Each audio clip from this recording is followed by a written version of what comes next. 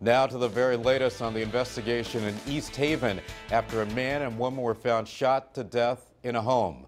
News 8's Stephanie Simoni live at the East Haven Police Station with the very latest details. Stephanie, police giving out more information today.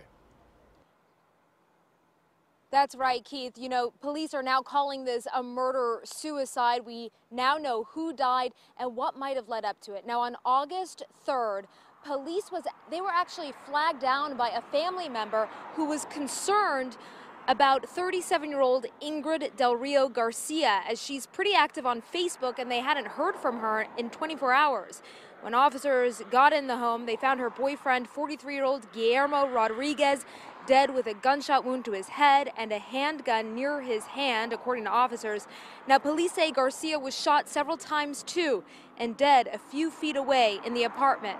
They're not looking for any suspects in this case, as they believe Guillermo shot her and then took his own life. Police say the two dated 10 years, had 2 children together, and lived there for 5 years. Police say neither of them have a history with the department. We had absolutely nothing with these individuals. We had no calls to that residence.